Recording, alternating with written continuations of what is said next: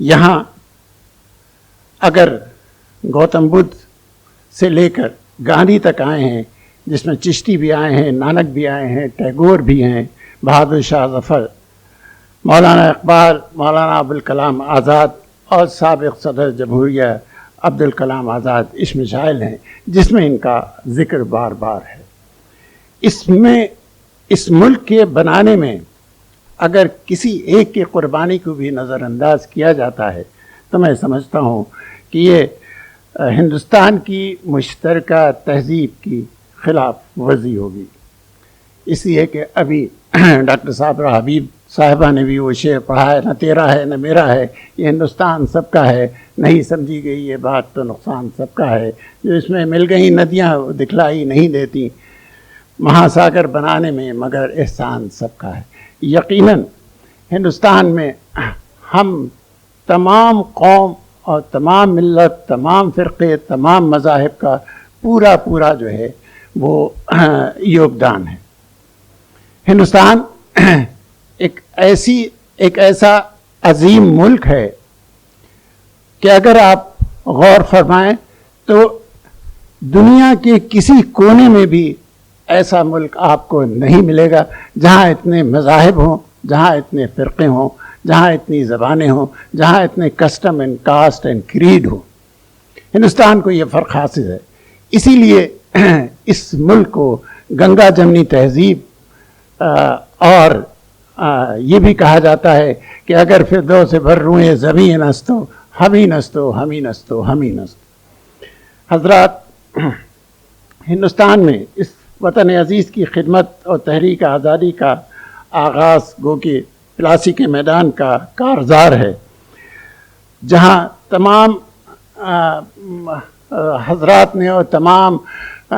بہت اہم شخصیات نے قربانی دی ہے۔ میں اس کا دوبارہ ذکر نہیں کرتا، لیکن یہ وطن عزیز سے محبت اور اس پہ قربان ہو جانا، اس کے لیے طرح طرح کی خدمات انجام دینے کا ہمارا لمبا سلسلہ ہے، تاریخ اسے کبھی فراموش نہیں کر سکتی۔ حضرت شاہ ولی اللہ دہلوی کی اصلاحی اور انقلابی تحریک نے لوگوں میں جذبہ حریت کا گہرا شعور پیدا کیا تھا۔ ان کے صاحبزادے شاہ عبدالعزیز نے اپنے اسلاف کی تحریک کو آگے بڑھایا اور علماء اور معتقدین کی وہ جماعت تیار کر لی جس کے ایک بازو کے سپر جہاد، آزادی اور مسلح سرگرمیاں تھیں، جس کے قائد سید احمد شہید اور سید اسماعیل شہید تھے، تو دوسرے حصے میں زیر نگی تعلیم و تربیت اور روحانی خدمات ہیں، جس میں سب سے سر فہرست نام سر سید علیہ الرحمہ کا آتا ہے۔ سر سید نے ہندوستان کی نہ صرف آزادی سے پہلے بھی جو قربانیاں دیں، جتنے وہ دانشور تھے، جتنے وہ اچھے سیاستداں تھے، جتنے تعلیم یافتہ تھے، جتنے مفسر تھے، یقیناً یہ ایک بہت ہی عبقری شخصیت کا کمال ہے۔ اللہ نے ان جیسے اور مولانا ابوالکلام آزاد جیسے شخصیتیں ہم کو عطا کی ہیں اس عظیم ہندوستان میں۔ مولانا آزاد ایک طرف جہاں علی گڑھ مسلم یونیورسٹی سر سید علیہ الرحمہ نے ایک بہت بڑے تحفے کے طور پہ ہم کو دی، وہیں مولانا آزاد نے جن کی قربانیاں نہ صرف آزادی میں بلکہ تعلیم کے میدان میں اتنی عظیم ہیں کہ ان کا ذکر قدم قدم پر ہر ایک کی زبان پر ہو، چاہے وہ کسی مذہب سے تعلق رکھتا ہو اور کسی فرقے سے تعلق رکھتا ہو۔ آپ نے UGC کا نام سنا ہوگا، مولانا آزاد کی دین ہے۔ آپ نے IITs institute of Indian institute of technology Maulana Azad کی دین ہے۔ IIM مولانا آزاد کی دین ہے۔ ISCs مولانا آزاد کی دین ہے، جو آج ایک بہت ہی باوقار اداروں کی حیثیت رکھتے ہیں۔ ہم اگر ان حضرات کی قربانیوں کو بھول جائیں اور اس کا ذکر نہ کریں تو یقیناً ان کے ساتھ ناانصافی ہوگی۔ حقیقت یہ ہے کہ ہندوستان کی آزادی میں نہ صرف ہمارا ہاتھ ہے، بلکہ میں یہ کہوں گا کہ شاید اگر ہم اس وقت موجود نہ ہوتے تو آج یہ ہندوستان جو آزاد ہندوستان ہے شاید اس کی شکل یہ نہ ہوتی. ہم نے کہتے ہیں کہ ٹیپو سلطان کا بھی ذکر ہوا اور بہت سے لوگوں کا اور شہید بھگت سنگھ کا، لیکن جب کہتے ہیں کہ چمن کو کی ضرورت پڑی، سب سے پہلے ہی گردن ہماری کٹی، باوجود اس کے کہتے ہیں اہل چمن یہ ہمارا چمن ہے تمہارا نہیں. میں 100% ڈاکٹر عمار رضوی صاحب کے اس خیال سے اتفاق کرتا ہوں اور تائید کرتا ہوں کہ یقیناً ہمیں یہ چیزیں بار بار ثبوت دینے کی ضرورت نہیں ہے. یہ تاریخ ہے، اور میں تاریخ دانوں سے کہوں گا، یقیناً جو کہا گیا کہ تاریخ اب جو لکھی جائے گی اس کو لوگ یاد رکھیں گے، تو میں ان لوگوں سے کہوں گا جو تاریخ لکھتے ہیں کہ تاریخ کو الٹا سفر نہ کرائیے. اگر تاریخ نے الٹا سفر کیا تو پھر میرا خیال میں شاید وہ سیاہ دن ہوگا. آئیے ہم سب اس عظیم ملک کو جس کو اوپر والے نے تمام نعمتوں سے نوازا ہے، اور چاہے وہ جنگل ہوں، چاہے میدان ہوں، چاہے پہاڑ ہوں، چاہے سمندر ہوں، چاہے سبز پھل پھول سبزیاں جانور چرند پرند، ہر چیز سے نوازا ہے، اس کی اسی طرح سے قدر کریں. آپ دیکھیں کہ دنیا کے کسی دوسرے کونے میں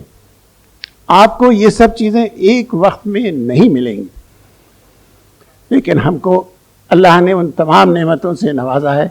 تو آئیے ہم سب اس بات کی کوشش کریں کہ اس عظیم ملک کو عظیم رہنے دیں، اور اس کے مزید ٹکڑے ہونے سے جو لوگ اس کی کوشش کر رہے ہیں اس کو بچائیں، اور اس کو ایک جنت نما ملک جو دنیا میں ہو سکتا ہے وہ بنائیں. جہاں تک ایجوکیشن کا تعلق ہے، اور جیسا کہ کہا گیا، اور علی گڑھ کے بعد انٹیگرل یونیورسٹی نے بھی اس روایت پر اور سنت پر عمل کر کے آگے بڑھی ہے تعلیم کے میدان میں.